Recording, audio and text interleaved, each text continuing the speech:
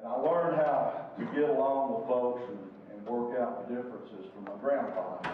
One day he was out on his tractor and he heard a gunshot down in the field down below the house, and drove his tractor down there and he found this young guy crawling over his fence. So, "What you doing, fella?" He said, "Well," said, "I shot this duck and it landed over there on that side of the fence and I'm going to go over and get my duck." Grandpa said, "Well, I'm sorry, but," said, "that duck fell on my side of the fence, so it's my duck." Grandpa said, "No," "it's my duck." He said, "Look, I'm an attorney with Cheatham, Beatham, and Fast downtown Atlanta. If you don't let me get my duck, I'll file a court action and we'll go to court." Grandpa said, "That's not the way we do things up here in the hills. We go by the 3-kick rule up here." The guy said, "The 3-kick rule? I'm not familiar with that." And he says, "Well," said, "party of the first part, that'd be me, kicks the party of the second part 3 times as hard as he can. And then the party of the second part, that'd be you, kicks the party of the first part 3 times as hard as he can, and it goes back and forth until somebody gives in." So the young lawyer looked at my grandpa. My grandpa was a short fellow, about this tall, and I said, "Well, old man, I think that'll work." So Grandpa said, "All right, I'll start first." So he hauled off and he kicked the young lawyer in his private parts and he fell to his knees in pain. Grandpa drew back and kicked him the second time right in the stomach.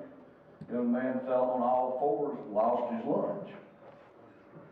Grandpa went around behind him and kicked him in the seat of the pants and sent the young lawyer sprawling face first into a fresh cow patty.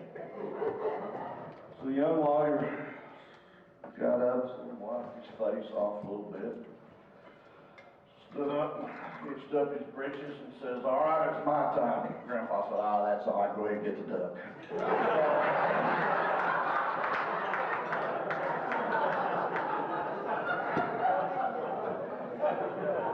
So now you know what I do at Grill. We just have a little fun. I want to talk a little bit about what we're doing here to put the pieces together to solve our congestion problem. A lot of folks around the country, for some reason, think that we got congestion problems here in Atlanta. I don't think y'all saw any of that today, did you? Going up the I-75 corridor, that is the route that I use going home. I commute every day. It's 38 miles. I live up in Canton, Georgia, which is in Cherokee County, up in the foothills of the mountains, as I said. So I drive a long way every morning and every afternoon.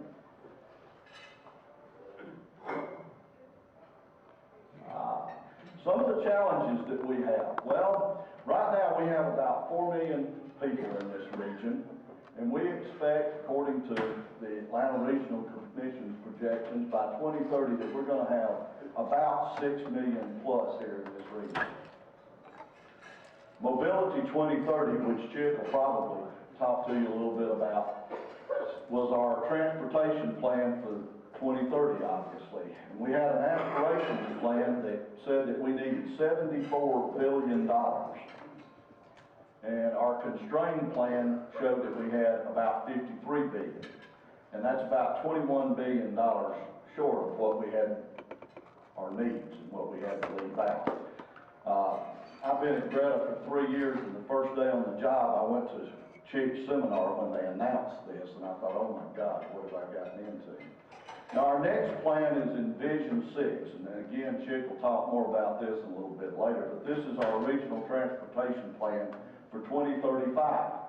And one of the things that we're doing here, the Governor Perdue set up a committee called the Congestion Mitigation Task Force, and one of their recommendations was that 70% weighting would be given to congestion, and we would also have a cost-benefit analysis for all our projects.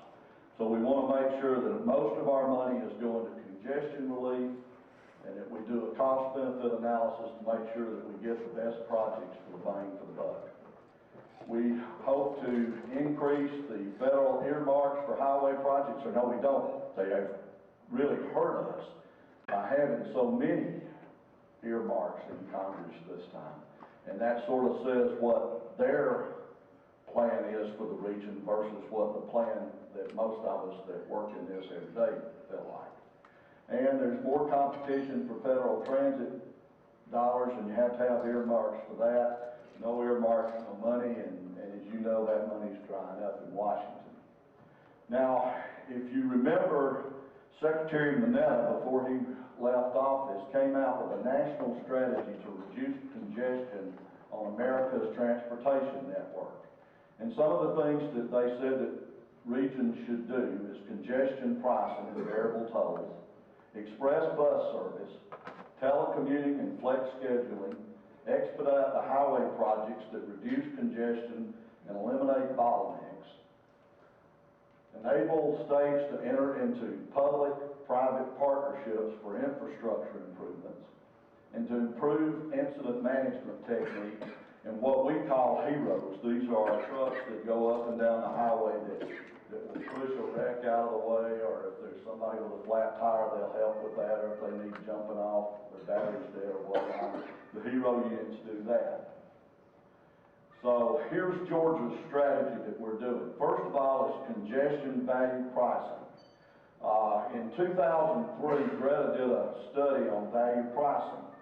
And currently, the State Road and Toll Authority, and you're going to hear from Rosa Roundtree tomorrow, did a study on HOV, hot lanes, and truck lanes that you're going to hear about, and that we are in the process of implementing up on the I-75 project. I think you had Crew Heimer with you today from Greta that talked about that project. And we think that this is going to be one of the first projects in the nation that has all the components. We've been to Washington and getting a lot of encouragement from Federal Highway and Federal Transit on this project.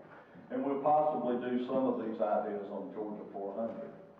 Implementing the express bus service. This is something that Greta started about 2 years ago. We went into a partnership with the local governments. For every dollar that they put up to operate the express bus service, the state gave them $10 for arterial road improvements. It has been a very successful program. We have been managing the money wisely. We thought when we started this program that we would run out of money in probably 3 or 4 years. It looks like we're good through 2010 or 2011 now. So we've done real well in implementing this service. We've kept our costs down. We have hired a private contractor to operate it. We, Greta, do not operate it. McDonald Transit is our operator. They've done a fantastic job in helping keep the costs down. And our service, we continually get better than 90% customer satisfaction, good or excellent from our customers. We have 15 routes now in operation. We'll have more coming next year. And hopefully by the end of the year, our biggest problem that we have is that we cannot get parking ride lots up and built and running. We've been pretty successful in working with the private sector. A couple of theaters have allowed us to use their parking lots because during the day when we use them, they don't need them. At night when our customers get back, they walk over and go to a restaurant and go to a movie. And the 2 theaters that we have contracts with have just been thrilled and delighted, and we've been thrilled and delighted.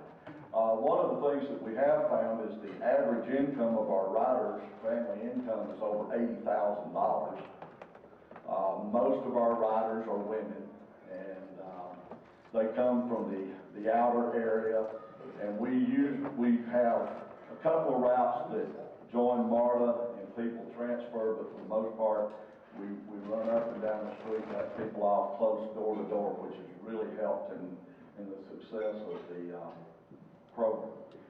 Telecommuting and flexible hours. Governor Perdue has set up a task for the workers to increase our telecommuting and miles saved by 20%.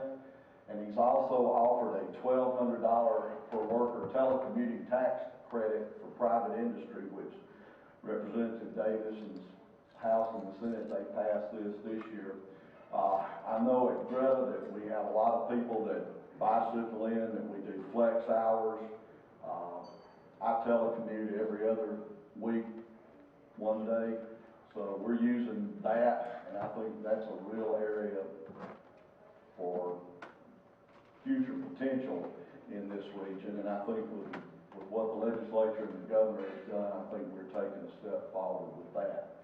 We are expediting the projects that relieve congestion and reduce bottlenecks. The governor started a fast forward program, which he put $15.5 billion in GARDI funds in to help us move these projects along. He did the congestion mitigation task force that I mentioned a while ago that came up with cost-benefit analysis and also required that 70% weighting be given to congestion mitigation. Next is the public-private partnerships that the Minetta asked us to do. And this is another area that the leadership in both the House and the Senate passed legislation to allow us to do public-private partnerships. We are very close to entering into the agreement on that northwest corridor of I-75 that you went up today. We feel like we will be able to cut maybe 5-6 years off of the time to get that project bid, let, and completed by doing a public-private partnership there. I will say I serve on the committee that's helping negotiate. Taking a little bit longer than we thought, and partially because we're a little bit afraid of it, and we want to make sure that we know whatever we do in this contract is going to be the mold for the ones that come in the future. We want to make sure that we get this one right. So there's a lot of support for it, but again, we're being very careful when we get the lawyers in the room. Those meetings get real long and real boring real fast. We're also looking at 285 on the top end as a possible PPI, and then maybe Georgia 400 and 285 west and 20 west, the truck toll lanes. We have an awful lot of rail traffic that comes through the Atlanta area. In fact, we're second to Chicago in rail, so that makes it kind of difficult for us to look at anything but freight movements on our rail. And so we're real excited about the possibility of having truck toll lanes. So we're going to see how that works out in the future. One of the things that I like most and have taken a big interest in is improving our incident management. We know that 50% of the congestion in this region is caused by non-reoccurring traffic incidents. We're expanding the HERO system. The governor's put money into it last year and put more money into it this year. And those HERO units and the cameras and stuff that we had left over from the Olympics back in 1996 make it a whole lot better for us to clear incidents. It used to take us about, on average, 45 minutes to clear an accident that was a single occupancy vehicles that a tractor trailer wasn't involved in. We've been able to drop that to 30 minutes, and I think we'll be making more improvements in that in the near future. In fact, I know the governor is working on a plan that will be announced sometime probably in October on freeing up the freeways or an open roads policy in Georgia that we look forward to. What we're doing is our traffic incident management enhancement, our time task force. It's been interesting as we've gotten into this that who all we've had to get involved, and as we go through the process, we keep turning over a stone and we find somebody else. We have the HERO operators, the local police, the fire, emergency medical personnel. We keep going on with this, and we found out that we need to get the coroners involved. And you say, why do you need to get the coroners involved? Well, if you've got a fatality, you can't move that body in Georgia until the coroner comes out there and says that it's all right for you to move it. And so if you have, I don't know if you've looked at a map to see what Fulton County looks like, but Fulton County is about 50 miles long. So if you got the coroner down on the south end, down near Coweta County, and he's working a homicide down there, an accident down there, you've got a fatality. And then on Georgia 400 up on the north end near Forsyth County, you have an accident with a fatality. You got to get him 50 miles up there, plus go through all the traffic. You got to help him if it's during rush hour. But one of the things that we've come up with is now we take video with digital cameras and send it to him over the computer. He looks at it and can tell us, well, I need more pictures from this angle, that angle, or whatnot. And then they will allow us to go ahead and move the body out of the way. They're also allowing us to take the truck or the automobile and move this sounds terrible, and I'm sorry, right after dinner, but we had some accidents where we couldn't get the body out of the automobile. And so we putting the car on the back of the flatbed and taking it off-site to extract the body out. And so this is helping clear up the accident a whole lot quicker. We found for every minute that it takes to clear an accident, it backs us up about 7 minutes on the freeway. So if you've got a 30-minute tie-up, you can multiply that by 7 and you can see how long it's taken us to clear. So that's one of the reasons that we're real active in doing this. We got the wrecker services involved, and we're looking at, Steve, we're probably going to bring out legislation this year that's going to require wrecker operators to be trained. Right now, you can be a Bubba and have a pickup truck, and you can go out there and tow if you can get the police to call you. So we're going to want our operators to be licensed or trained before they go out there, because there is an art to moving those things out of the way. There's some liability problems that we're looking at, that trying to limit the liability of the tow truck operators for moving the freight out of the way. As I said, the more we get into this and we turn over more stones, the more people that we have to get involved. So it's been real interesting, but it's an area that we feel like we're making a lot of progress in. We do TIM teams, which are the local projects. So each county and each community in the area, we're working right now to help them set up their TIM teams. I know we already have in Roswell, which is it used to be a small town, it's a pretty good sized town now. In North Fulton, Gwinnett County has already done that. My home county of Cherokee, we're working real hard to try to get the third one up and running. So this is pretty much what we're doing in the region to put our pieces together, and with that, I will sit down and look forward to your questions. Steve?